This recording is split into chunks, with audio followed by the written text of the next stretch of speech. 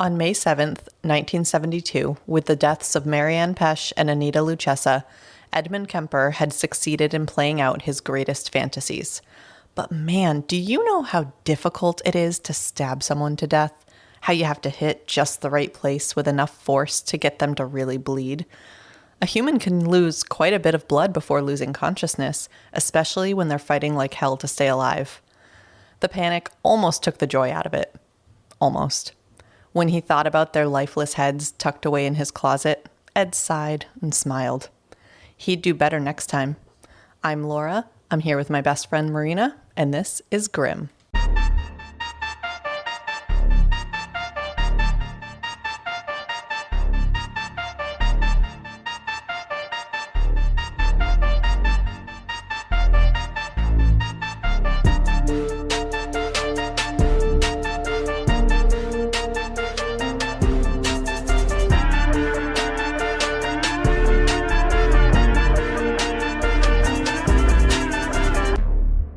I came very close to saying friend, Marina. My friend, Marina. My friend. I'm just giving a big sigh. Like Ed? Yeah, I'm thinking about cleaning out my closet and having like severed heads in the top shelf. I can't believe you didn't just start singing Eminem. I'm cleaning up my closet. No. Okay. Well, we put our poor viewers through me listeners through me singing it. Do you smell toast? What's happening? Sorry. I forget every single time we record. I forget how to record. So it's only been more than 73. This is our 73rd regular episode. But that doesn't include baby break episodes and all of our P-Bonies. And then we had that random little baby Grim, mini Grim, a little Grim, I think we called it. A little grim. Yeah. Yep. Speaking of P-Bonies and Patreon. We have Patreon shout outs. You guys are so fetch.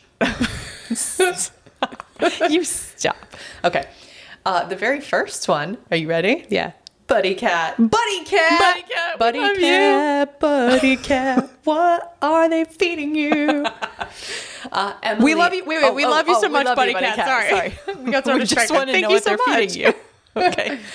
Emily O. We love you. Thank you so much. Thank you. Amanda D. Amanda D. We love you. Thank you, Amanda. So much. Toby, we love you. Thank you so much. That was the name of my corgi. Toby. It was Tobias B. Stubbs. So thank you, Toby. Thank you, Toby. Michelle K. We love you. Thank you so much. Cynthia S. Cynthia, we love you. That was the name of my first hamster. I'm kidding. I thought you were serious. No, I'm kidding. I was like, unique name for a hamster. Ellie B. We love you, Ellie. Woo. Ike S. Ike Woo. S. Ike. Woo. We love you, Ike. Starry O. Starry O. Starry O. We love you. Carlina K. Carlina, we love you. We love you. That sounds like one of the characters that would be on one of those early Disney shows with like Miranda. Do you know who I'm talking about? Like Hannah like Montana. Wizard, or like Wizards of Waverly Place. That was like just Carlina with a K after us. Like it would come on TV and you're like, I gotta turn the channel. I'm too cool for this. Yeah. You gotta go watch the adult shows. Okay. Justin R. Woo, Justin, we love you. We love you. Casa de G. You had your full name there and we just wanted to, I don't know. We didn't want to just call you Casa. The House of G. Woo woo. Yeah, we love you. And Hannah B. We love you so much. We love you. Hannah sounds like a name from a Disney show. See, I think of The Bachelorette, which I'm pretty sure this is not Hannah Brown from The Bachelorette. So no, not you. I don't watch that show. Yeah, well, I did. That was the last season I watched. Okay. Well, that was the last bit of fun we were going to have today. And now it's gross. Yep. So I will just give my sources again. That's why it sounds weird. I had the microphone pointed kind of away from me. Sorry about that. It sounded fine to me. Oh, well, it's what better. do you think, viewers? Did it sound weird? Yeah. Okay. Anyway, as I said last time, I got a lot of my information from two books. The Co-Ed Killer, a study of the murders, mutilations, and matricide. Matricide. You did the same thing last time. I know I did, and I should have written it down, and I should just know how to pronounce it anyway. Of Edmund Kemper III by Margaret Cheney. Ed Kemper, Conversations with a Killer by Derry Matera.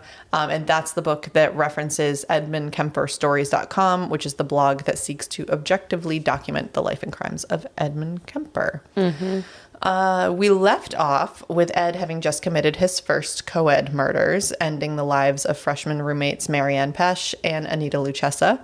Of course, those weren't his first murders. He had shot both of his paternal grandparents when he was 15, but successfully had those records sealed after using his experience at Atascadero State Hospital for the criminally insane to trick them into thinking he was no danger to society. And that was because he wanted a gun, too. Yes. Right. Okay. Yep. And he indeed was actually a danger to society. Oh, a you great don't danger. say. Now, there were a couple of things. I don't like to leave things unfinished. That just I paused because it made me think of you telling us the number of species of moss. I forget. Colleen Stan, maybe? I don't remember. Yes, it was because she was part. like a moss collector. Yeah. Anyway, this is a lot more relevant. Okay. We were talking about how he got guns before his juvenile records were sealed. Because I was like, oh, yeah, he had guns, but he had them before, whatever. He had been borrowing guns from his coworkers on the highway division. So Who just lends people their guns? apparently these people did. It was the 70s. Okay. Yeah. You know, it was fine. I wouldn't loan guns to people. You also probably wouldn't hitchhike. No. Yeah. Okay. No. And then once his records were sealed that same day, he went and purchased the .357 Magnum. So just wanted to close out on that one. Thank you. And then we also talked about his IQ has came through as first a 136 and then a 145. And we were talking about like, where does that put him? So an IQ of 100 means that the test taker's performance on the test is of average performance in the sample of test takers that are in the same age range that was used to like normalize the test. About 66% of all test takers obtain scores from 85 to 115. So it's like the bell curve kind of thing. Okay. About 5% score above 125. Oh, shit. And there are a ton. I actually tried really hard not to go down a rabbit hole and make this like 20 parts.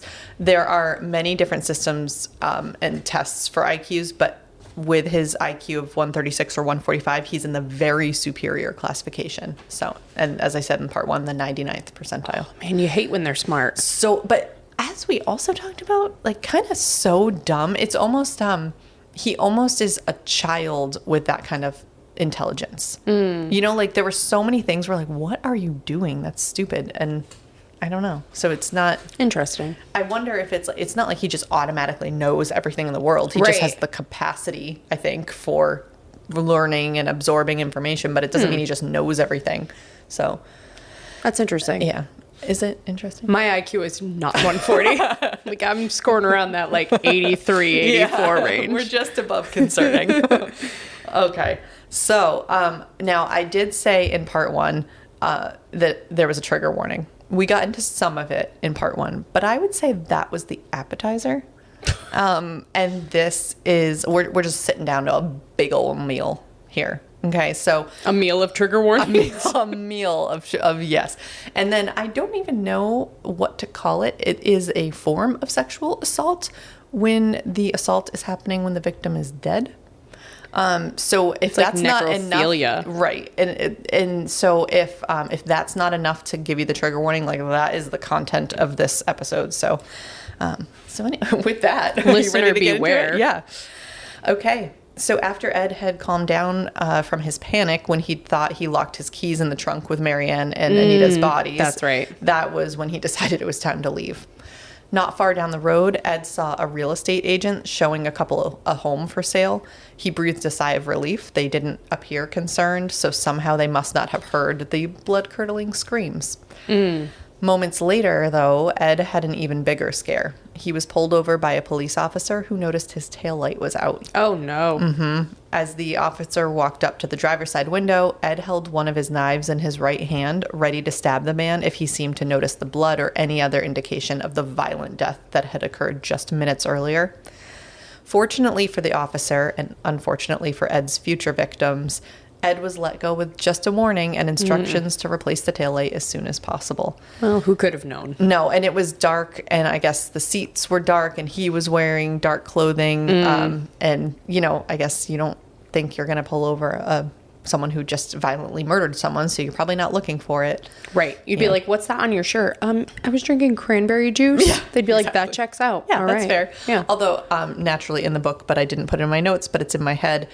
They said when they were talking to a lot of officers or law enforcement or investigators who have been, unfortunately, around a lot of death and blood, that there's a really distinctive smell. So a lot of people like pennies. A lot of people were like, seems like you would have smelled that. But again, if you're, I don't know, you're outside, the wind could have been blowing a little bit. And it would have to be like a lot of blood. Well, like, there was indeed a lot of blood. All but right. yeah, I remember the leaking, and then you know, and then you got it. Yeah. Okay. And then the neck was cut. And Okay. either way, Ed returned home. He was actually living in the apartment in Alameda at this time, and conveniently his roommate wasn't there when he got home. So Ed went to work chopping up Marianne's and Anita's bodies in the bathroom. What joy he felt as he hacked through skin and muscles and tendons and eventually bone to disconnect each limb. He inspected their internal organs, holding them in his hands before placing them in a garbage bag. He saved the heads for last. In his words, you hear that pop and you pull their heads off and hold their heads up by the hair, whipping their heads off, their body just sitting there. My stomach is like rolling. You may not want to stick around for the rest of this. Oh, boy. So this excited him. Finally, women who couldn't reject him. Kill, then rape. He was finally getting to the second half of his plan. Ed had sex with the bloody torsos before adding them to the garbage bags. Oh my God. Blech. Yep. That's next level. It is. It's next level. Wow. Some people are really fucked up, huh? Yeah. Yeah. He is so fucked up, to say the least. Yeah. Satisfied for the night, Ed stowed them away in his closet, much like he had with the pieces of the chopped up cat many years ago. I don't know why I wanted to say prior. And went to sleep. The next morning, he tossed the bags in his car and went up to the highest peak in the Santa Cruz Mountains. He scattered the body parts using the vegetation as landmarks. That's another Boy Scout skill that he had learned to remember where they'd gone.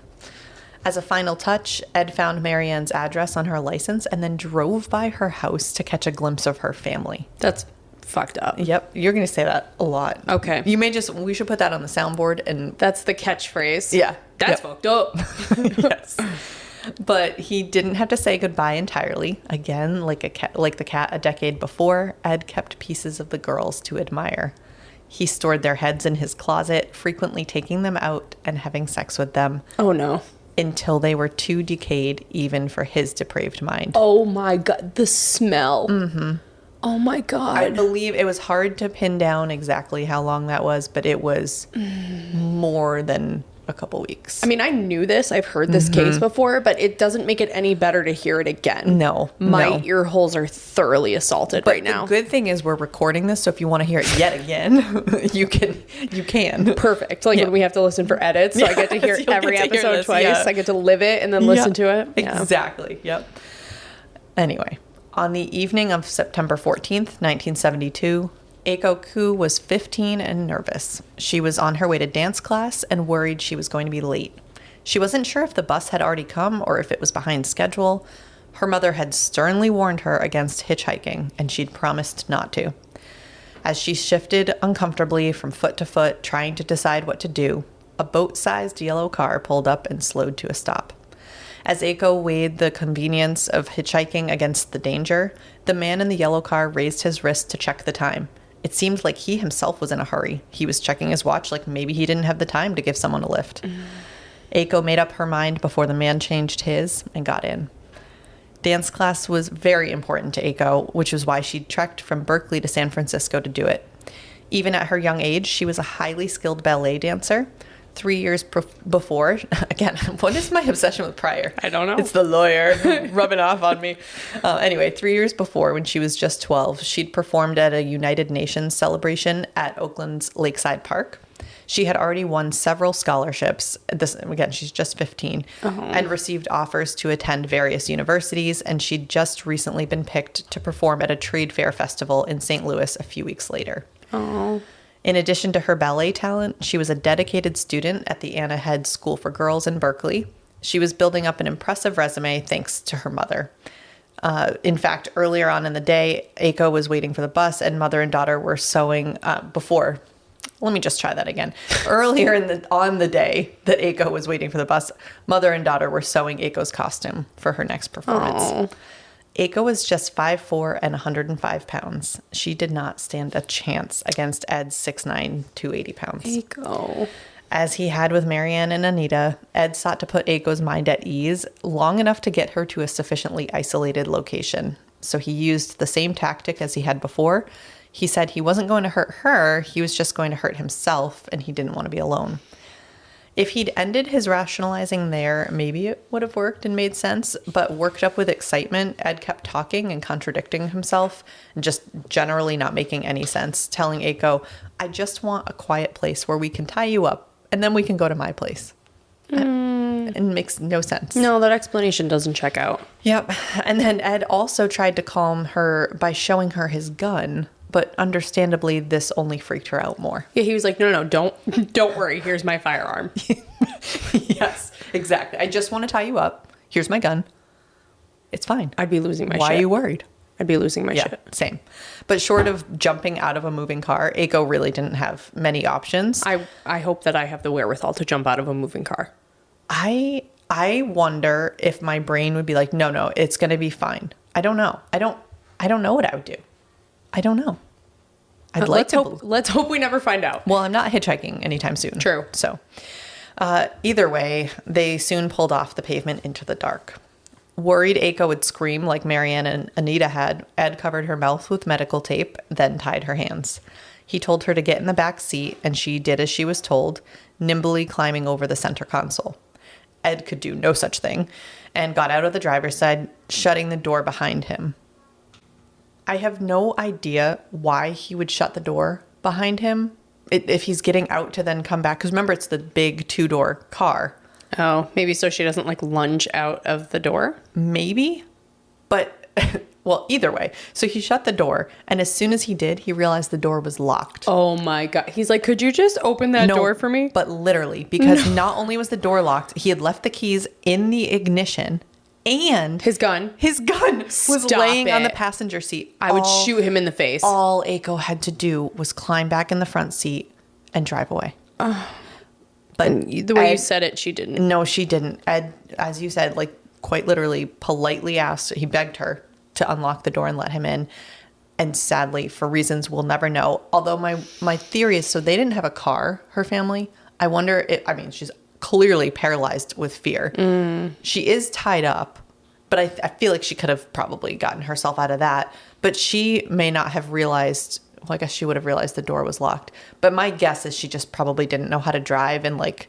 And she's 15. You're not going to shoot... I don't know. Are you going to shoot someone at 15? I don't know. That's a really crazy... I don't know.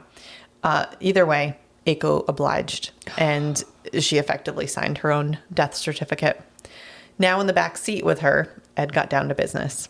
Aiko's mouth was still taped and her arms were tied, so Ed simply pinched her nose shut, easily overpowering her. Aiko quickly lost consciousness. Now she was his. Ed only wanted his girls deceased.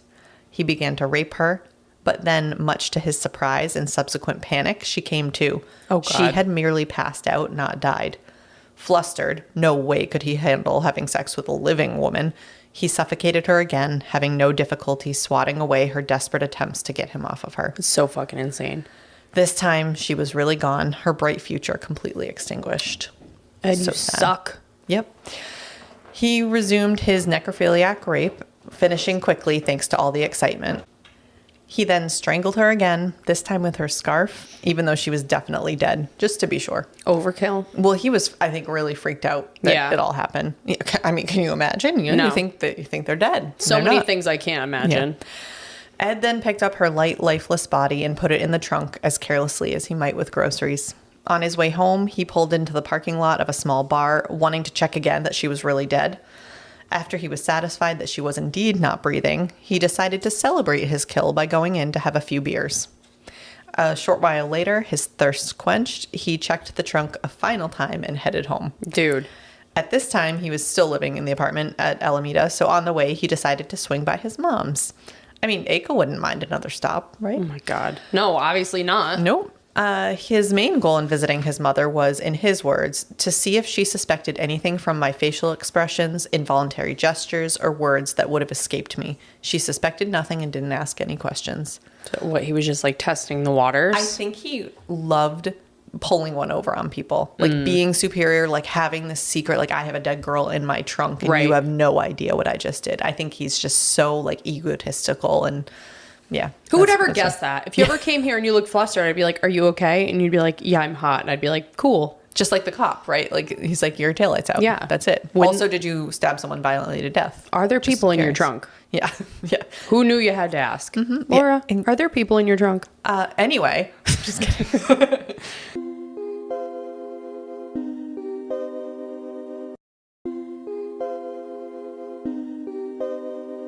After half an hour, he was content and headed back out, checking the trunk yet again.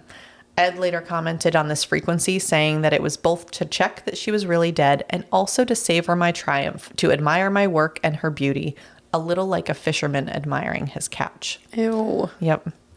The next morning, he began his favorite part of the ordeal, dismemberment. He said it was a meticulous job with a knife and an axe. It took me about 4 hours of work, slicing limbs, getting rid of the blood, completely washing out the bathtub and the bathroom. Now, I assume some of the duration can surely be attributed to the time spent having sex with Aiko's severed torso. Leave the torsos alone. Yeah. Oh, he'll leave the torsos alone. Oh, the heads. He saves the heads. Mm-hmm. Following his familiar pattern, that afternoon he drove to the mountains and scattered Aiko's body parts, but of course not the one he liked. He kept her head. Do we know if he is storing them in bags in the closet or if he's storing them in boxes, or are they just sitting on the shelf? Do we know? We don't, although I'm positive in some interview somewhere he's probably said it because he has done so many interviews, but I'm not sure. Gross. I mean, he had probably, if I were to guess, a garbage bag. That seems to be like what he did because that's how he transported body parts a lot. So that's my guess. Okay. Gross. Very, very, very gross. Mm-hmm. Aiko's mother was immediately worried when Aiko didn't come home that evening. She went to the police telling them she knew Aiko had been kidnapped, but unfortunately it was the 70s and we've heard this before. Too many teenagers, girls especially, would disappear only to return home a few days later. Right. But Mrs. Koo was adamant. She knew that Aiko had likely hitchhiked despite her direction. And that poor woman, so typically she would have gone with Aiko to the dance class because, again, they would have gone on the bus. They didn't have a car, which is why my theory is she couldn't drive. Well, she was also 15, but I just mean you don't have the experience in a car. But she was busy. Mrs. Koo was busy trying to like get everything done, keep the house together. She was a single mom to Aiko and just didn't want Aiko to miss the dance class. So she sent her on her own. The police just still weren't concerned, so Mrs. Koo put up her own flyers of Aiko all around Northern California. You know that state, like Northern Carolina? She contacted police departments and community organizations everywhere, even in other states. But Aiko wouldn't be found, at least not intact. Oh. Ed still had her head in his trunk. And in fact, it was in his trunk while he was at the appointment with the psychiatrist convincing him that he was sane and no danger to society. Oh my gosh.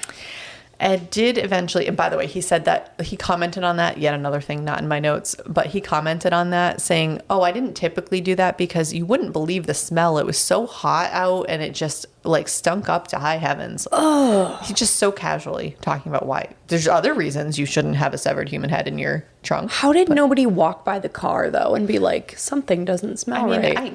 What are you going to think? There's probably a head in there? No, but I mean, decay has very distinct, but it's only, it's probably like a 45-minute meeting. You know, I don't know. But people are in the parking lot, maybe? I don't know. They didn't have CCTV, so I don't know.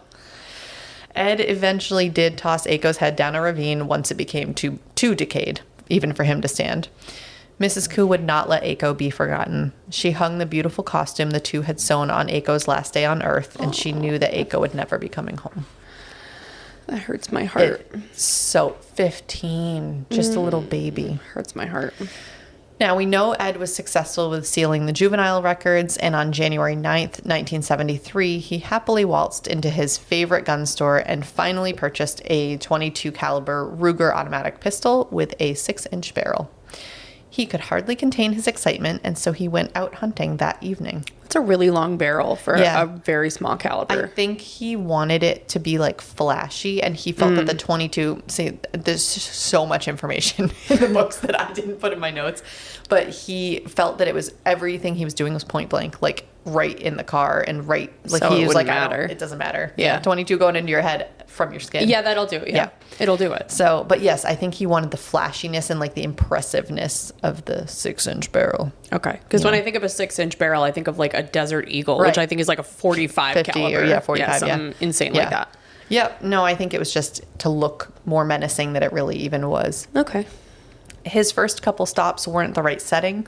With each stop, there were too many other people around that saw his temporary passengers get in his distinctive car that could have reported it if they went missing, or they might even know them. So he did a bunch of trips for people, and then finally everything was right. It had been raining, so now people were desperate to get a ride, even if they couldn't quite see the driver with the windows all fogged up. One such waterlogged person was 19-year-old Cynthia Shaw. Cynthia Ann, who went by Cindy, was born on August 4th, 1954, to parents William and Suzanne Shaw. Her family lived in Santa Cruz, and Cindy attended Cabrillo. Is it Cabrillo? I should have looked this up. Cabrillo or Cabrillo? I think it's Cabrillo. Okay. Is that in Northern Cabrillo? Carolina? Yes, it's Okay. in Northern Carolina. I'm from the East Coast. Okay. A 2-year community college overlooking Monterey Bay, where she was studying either to be a teacher or a policewoman. And she spent her time earning money by babysitting. On the day she encountered Ed, she was on her way to class. Ed did his normal check his watch routine, but he really didn't need it. It was so common for students to hitchhike to class that Cindy never even gave it a second thought. Dude, the fucking 70s. Yeah. Well, they literally, I guess there was like a big hill and it was just easier. It was like there were so many people hitchhiking and so many people giving rides that it was just common. They would jump in. It was like a shuttle, basically. It's crazy. Once she got in, he showed her his gun and told her, like the girls before, he was planning to kill himself and just wanted company. As long as she went along with it, she'd be fine. Taking it a step further this time, he told her he wanted to go to his mother's to say goodbye, but that Cindy needed to hide in the trunk so his mother wouldn't see her. Somehow he was convincing enough, or his gun was, and she climbed in. He was nice enough to make a little pile of blankets for her, and as soon as she laid down, Ed got his gun out and shot her point blank in the side of the head. Oh. And she was dead within seconds. Ed smiled to himself. This was much easier than strangling or stabbing. Yeah. This was fortunate for Ed. Cindy was a little bit bigger and stronger than the other girls. She was 5'5" and 160 pounds, so a little more than Aiko's 105. You may be asking yourself, why didn't he actually use the guns previously that we talked about to kill any of the girls? This was, as I said, the first gun he actually owned. The others he had borrowed. And he didn't want anyone to trace the previous murders back to his coworkers. It was really But thoughtful. It is, but like the real question is, wouldn't he want to avoid anyone tracing this murder back to him? Like, this is what I mean, where he's super intelligent, but like that's not a very hard concept. That too. Yeah. Yeah. Either way, he had a fresh new head. The only problem was it was still attached to the body. He was back to living at his mother's apartment, so he went there and carried Cindy's body upstairs. I have no idea how he did that undetected. Upstairs at his mom's house? Yeah, at an apartment, remember, she lived in. Oh. And I literally don't know how he did it. Maybe just in like a trash bag over his shoulder? Probably. I mean, he was very brazen. He stowed her body in a cabinet. His mother was coming home from work, so he didn't have time to dismember Cindy and do all those other things that take some time. The next morning, after his mother had left for work, he too was set to work. This time, he used a power saw to cut off her limbs. This was also much better. That's aggressive. Naturally, he celebrated by having sex with the various parts of her corpse, including oral sex with the decapitated head. No. Yeah. No. Yeah. It's literally everything. You're like, that can't get worse. And then it does. It gets pretty much as bad as it can Yeah, get. exactly. Yeah. Wanting to keep her head, but maybe marginally learning from his past mistakes, he elected to bury it close by. He dug 16 inches down into the earth near a stepping stone just 4 feet from the apartment building. Again, no idea how no one's watching any of this occur. So that he could dig it up later and fuck it the head? Maybe. He never said that he did, but he would go out and talk to her like you would like a girlfriend or a wife, is what he said. Man. So he put Cindy's head in and turned it and angled it up towards his mother's bedroom. And in his words, she always wanted people to look up to her about his mother. So as for the rest of her, he scattered the pieces, though this time he didn't bother to scale a mountain. He just pulled off of a well-traveled Route 1 and dropped them off of this little tourist attraction you might have heard of, Big Sur. Okay. So, nobody ever goes there. No. It seems that Ed would have known that dropping Cindy's body off of such a populated area would draw attention, but for whatever reason, he didn't care. It was just the next day that an officer who had stopped to look over the edge for any wayward travelers spotted a garbage bag with what appeared to be a human arm sticking out of it. Maybe he thought he was smarter than getting caught, and he was like, nobody's noticing. I think that so. these things are connected. Like, he just wanted some kind of attention on what he was doing. I think so, and I think we've been really focused on his intelligence, but he clearly has some issue. Right. So it could just be that developing and him kind of spiraling out of control. I'm not sure he was using logic. Right. When the officer investigated further, he found it was indeed a human arm, two actually, and nearby there was another bag containing strips of human skin and parts of two legs. This poor officer. I know. Blech. Yeah. Ugh. These were not the only body parts discovered in that area. A week later, a mutilated and decomposing torso of a woman was found in a lagoon near Santa Cruz.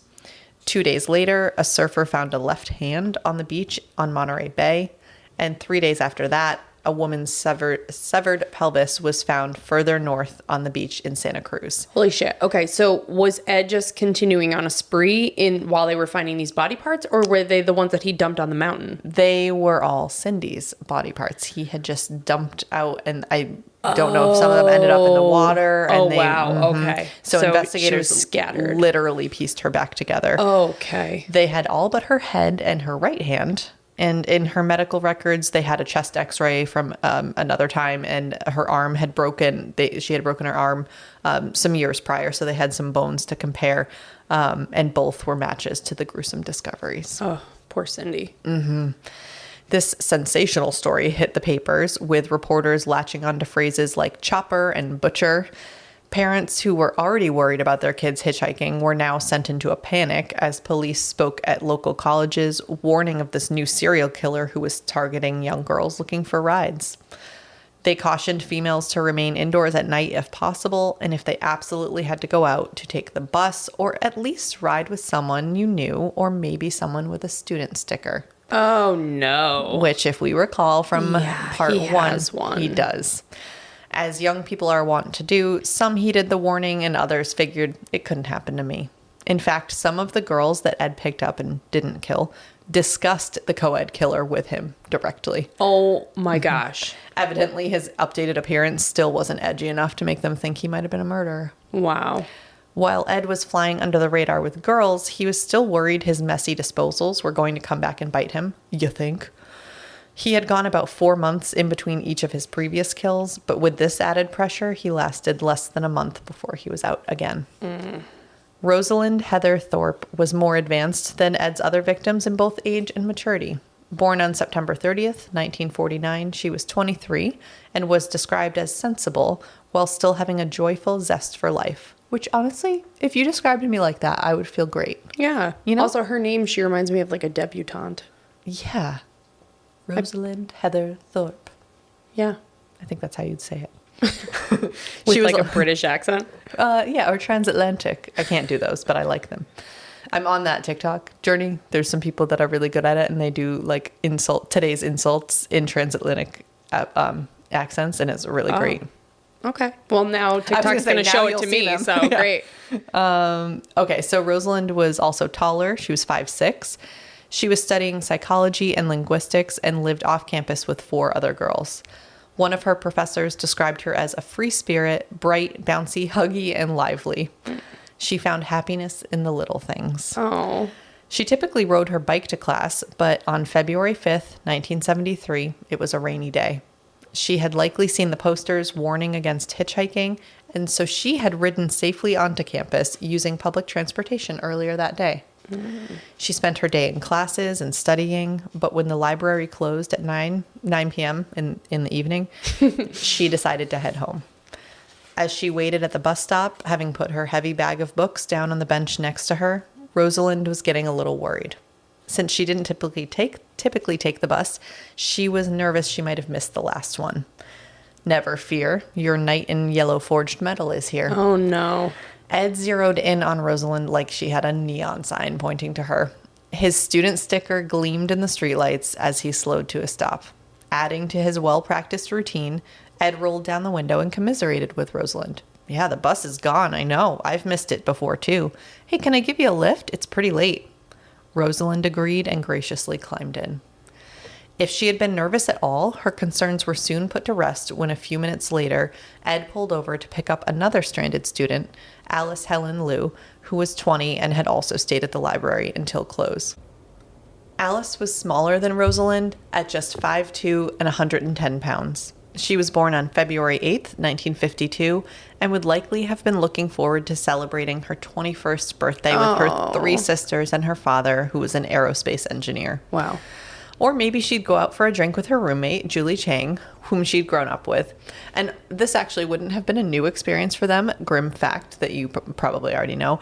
The U.S. drinking age wasn't raised to 21 until 1984. Oh. So prior to that, it was 18. Oh, so it wasn't as big of a deal for her 21st birthday. Exactly. So it's all good now. Yep. Yeah, it's fine. They just were going to, you know, have some cake. That's it. These poor kids. I know. So Alice and Julie had attended Torrance High School just outside of LA together, where Alice was very active in extracurriculars. This is quite the resume. She had been in the Future Teachers Club, where she was the treasurer of the California Scholarship Federation. She served as an officer in the Creative Writing Club, the French Club, and the Interclub Council. And she was a member of the Tartar Ladies. And I'm not sure, I think it's Tartar, not Tartar. It's Tata. I don't trust your pronunciation. Although you did get a shout out, I think it was on Patreon, I did about your German pronunciation. For my Hinterkaifeck. So good job. Thank you Anyway, again for that. It made me feel really good about myself. Yeah, I'm impressed. I usually doubt your pronunciation, but you did try really hard. Researched. Yeah. Yes. I did not. No. It's either Tartar or Tartar. The reason Tartar. I think it's Tartar is because it's it doesn't really make sense. Torrance High School. I don't know the Tartars. The Torrance. I don't know. Whatever. The Tartars? Yeah, I don't know. Okay. Tartar doesn't make sense either. It's not like a thing. Just say it weird so it could go either way. I was trying to combine the two, but it doesn't work. But the grim fact, when I was looking this up, and this is why I got distracted and didn't get the pronunciation, instead I found that this is the high school where Beverly Hills 90210 was filmed. Oh, I've never watched that. I haven't either, but I thought that was a grim fact. Anyway, Julie and Alice, the pair, were clearly inseparable, and they had first both gone to the close-by University of California at Irvine for their freshman year before both transferring to the more exotic UC Santa Cruz the next year. So they went to high school together, then they went to their first college, and then moved to their second college together. Alice was well loved by everyone around her. One of her instructors said she was interested in people. She cared about all kinds of people. She understood about coming from a good home like hers and going to a good school and the difference it makes for those who don't have the same advantages. In other words, She say lit it with up a me. room. She lit up a room. Now, Alice, too, might have seen the signs warning her from getting in a stranger's car, but just like Rosalind, Alice thought she might have missed the last bus. Besides, when the yellow Ford slowed down in front of her, she saw there was a man and a woman in the car. The butcher was a single male. She eagerly climbed into the back seat, and Ed drove them away. Much more confident in his approach, Ed didn't even stop the car to kick off his attack. He pointed out the beautiful view, and when Rosalind turned her head to look, he shot her point blank in the back of the head with his .22. Allison's in the back seat. She is, yep, Alice. Alice. Yep. In Ed's words, Thorpe, and the fact that he calls her by her last name, it gets under my skin because he's just like, I don't know. It's not that it depersonalizes it. It's just he's treating it like they were like in a, I don't know, in It's court like with calling them or them a something. number, yeah. Yeah, I don't know. I just really hate it. But anyway, he said Thorpe had a very broad forehead, and I was trying to imagine what her brain looked like inside her skull. I wanted my bullet to hit her right in the middle of the brain. A second before she's still moving, and the next she's dead. A noise, then silence. Absolute silence. Well, it was not absolute silence because, as you said, Alice was in the backseat. Yep. She was watching this all unfold. I literally can't imagine the panic. Because remember, so the car's still moving, and it only has the 2 doors, and Ed's in front on the driver's side, and poor Rosalind's body is on the right side. Correct. So Alice skitters around back and forth across the backseat, trying to avoid Ed's now turned gun in the backseat. So he's still driving. I'm showing you in person, and pointing in the back seat trying to shoot at Alice. I would lunge at his neck, I think. I think I would do exactly what she is. All I can think is get out of the way of like, don't let him shoot me. So of course he's having a hell of a time pointing the gun at her, seeing as, again, he's still driving. He shot once, missed her, and then again. And this time the bullet went through her hands, which were in front of her face, and into her head, knocking her back. Ed thought he'd killed her, but somehow she was still alive, but not for long. Ed shot again, this time into her forehead, ending her short life. Oh. By now, he was out of town, and he pulled over to put the bodies in the trunk.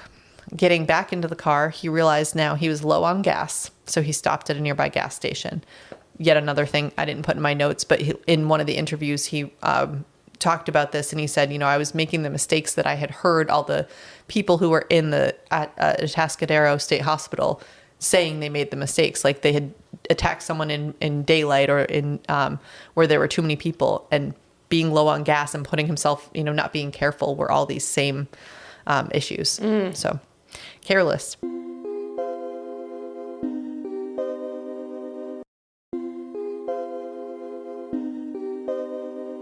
Although it was late now, it was still brazen. So it was dark, but it wasn't like really late. It was like 10:30 at night. So he stops at the gas station, and even though the body's in the trunk, Rosalind's brains are like on the window. Yeah.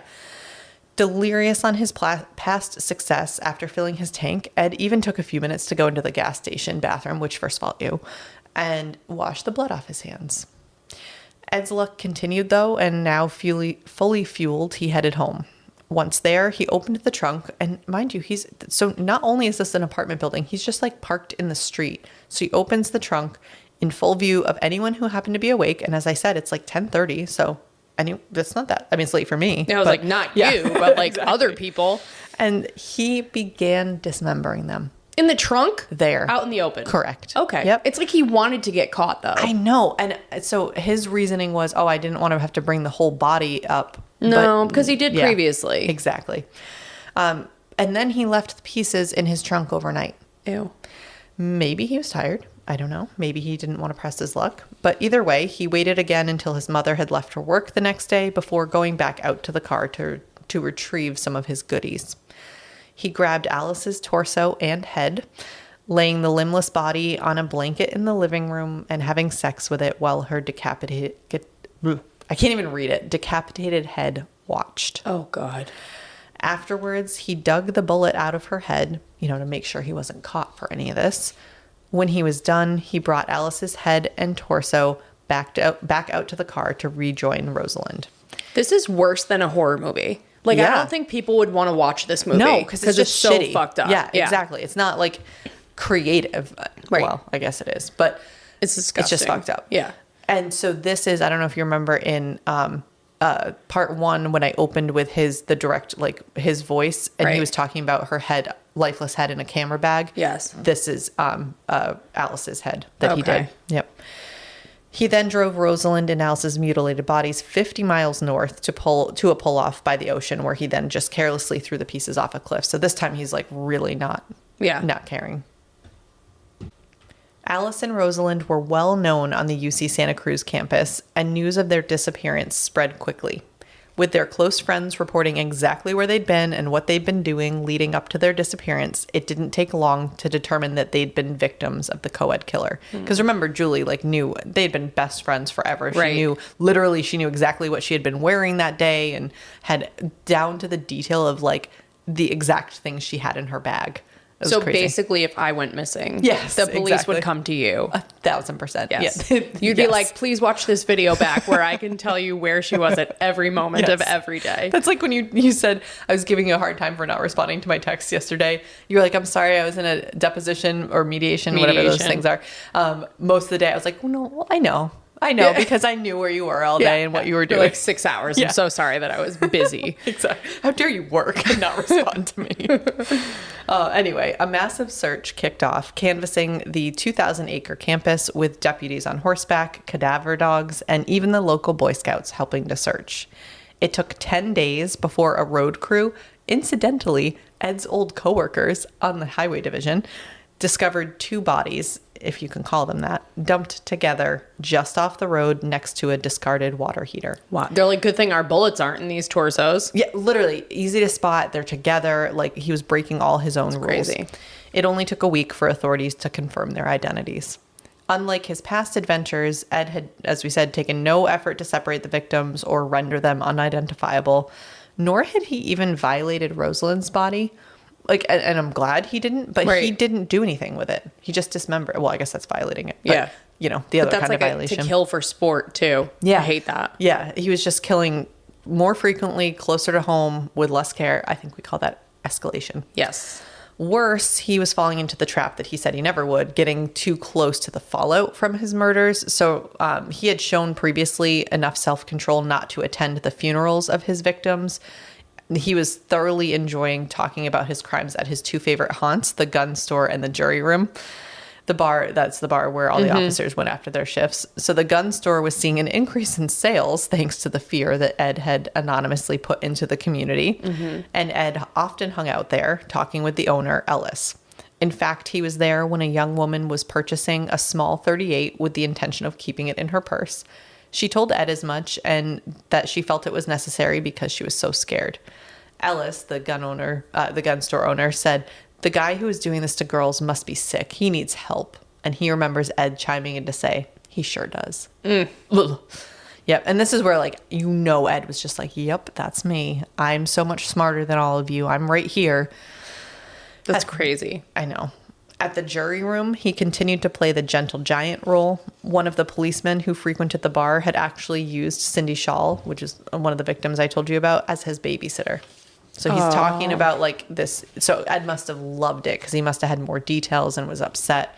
At first, when you said Cindy Shaw, I thought you meant like Cindy's scarf. Oh. And I was like, as a babysitter, what? And then I was like, oh, that's a person. Yes. Sorry. That's really funny. No, you said Cindy Shaw. Like, you said it right, but my brain heard like Cindy's shawl. I get it. Yeah. I get it. Do you want me to repeat it again? Yeah. Wait, what did you think it was? Okay. So you're telling me the scarf is not babysitting the children? No. Okay. No. I can't. No. It was Cindy, like my former hamster. Just bringing it back. Wow, that was good. Okay. Anyway, Ed said he felt superior to the officers both physically and mentally. He would show off his physical strength by lifting bar stools straight up while people sat on them. Oh my God. Mentally, he said, "I had no problem getting information out of these officers. Why? They could see themselves as the cream of the crop, and they like to brag about their exploits in front of other cops. I was doing a little bragging around these simple cops. I didn't care about being their friend. I had already been in prison. I didn't like the police. But then they were talking to each other about what they'd heard about the case. Usually any citizen who speaks to a police officer in uniform is clumsy, as if he's guilty of something, even if he's clean. But I don't act that way. I don't treat them like an insect under the microscope. Then I've slipped a foot in the crack of the door. Little by little, you have to learn to pay for beers and get to know each other. How's it going, Big Ed? Great. And you, Andy? Etc. So you can hear, I read that whole thing because, like, I don't know, he's just so cocky. Yes. Yeah. Like, he knows so much more, and he's like intentionally being friends with these cops and listening to them talk about the case. And He's like Edmund Munster. yeah. We did. So we went on a whole adventure after that it was indeed Eddie Murphy, but I didn't know. Eddie Munster. As the son. And the dad was Herman Munster. But played by a guy named Ed. Yes, okay. Okay, that's what we figured out last. Eddie Murphy. Sorry. That's like when I had the stroke about Chris Rock. Oh, yeah. Okay. Okay. I find it funny though, from what Ed said, that like you could describe him exactly the same way. You're talking like you're the cream of the crop and you're Right. bragging. Yes. So anyway, I was shocked when I read that in the midst of all of this, so he's had been dismembering people and hanging out at the gun store and the jury room. Ed got engaged to a living woman. He found love. I thought he didn't interact with live women like at all. So there is so little known about this, but the first fact, so even though he didn't kill her, we can judge him immensely. She was a 17-year-old from Turlock High School. I don't know how they met because to your point, I don't know how he was talking to people, but this is early 1973, so he would have been about 24. Okay. They started dating, and then in March, apparently after playing again that gentle giant with her parents, he proposed and she accepted. For what it's worth, I'm guessing the age of consent back in the 70s was probably like 16. Yeah, I guess. And I think he came off really great. Maybe they thought, oh, great, he's going to take care of her. And I don't know what they thought. When Ed was eventually identified in connection with all the murders, apparently the media actually respected her privacy and didn't report much on her. What? Which is crazy. So couldn't even find her name. I didn't look that hard because I was like, I don't need to contribute to putting her name out there. Obviously, she wanted to distance herself. You don't say. Yeah. She and her parents already lived 100 miles away from where he was. So I literally don't understand how he met her at all. That's crazy. Also, whenever you say, like, he was 24, I'm picturing, like, a 50-year-old. What other one was it the Night Stalker this happened to? Because he was in his mid-20s, I think. Yeah. I'm just always picturing, like, Same. a 50-year-old. Yeah. It's because, I don't know. Anyway, so she and her family disappeared into anonymity, and we will let them do that. I just thought it was crazy. Yeah. That he didn't have any harmful thoughts toward her. I don't know. Huh. Very confusing. Ed doesn't even, in any of his interviews or anything, Ed doesn't even talk about her. That's so bizarre. And he talks about everything else. Right. But maybe she was part of the reason why Ed laid low after his February 1973 murders of Alice and Rosalind. In turn, the public fear lessened, and as they do, they moved on to other concerns and forgot all about the co-ed killer. It seemed that hitchhikers and college co-eds were safe, and they were. At least from Ed Kemper. We have plenty of other episodes on other people who they should be concerned about. But hitchhikers and college co-eds weren't the true object of Ed's hatred. After all this time, it was still his mother. And you will have to wait until part 3. I'm sorry. Okay, so here's the problem. It was going to be like literally double this to finish the rest of the story. And Our gremlins don't care, but I do, because we're already both bumping into our bedtimes. And then we also have to listen to the whole thing and edit it and get all that stuff out. And but we have heard feedback that there are many gremlins that love the extra parts and all the details. So, so that's the problem. If we 50-50. if we could quit our jobs and release episodes like every other day, I would actually die. But if we could release it more frequently, I get it. That's the gripe, is like it's a week in between. We would love to do that. But my theory is it's just, I'm not really leaving you hanging. Okay. Like, he's like, okay, like this is not a cliffhanger. Okay. You're okay. But I do recognize you have to wait. I'm sorry. Go listen to the P-Bonies. Maybe we love you. We love you. Okay. But if you're enjoying listening to Grimm, I'm so sorry because you have another week. No. Make sure you're getting the most in between episodes. You can find us on Instagram at Grimm Crime Podcast and on Facebook, Grimm: A True Crime Podcast. And you can also listen to our bonus episodes by going on Patreon and searching Grimm: A True Crime Podcast. And of course there, depending on the tier you choose, you can get a shout out like you heard in the beginning, access to bonus episodes, or even access to our supremely awesome Discord server.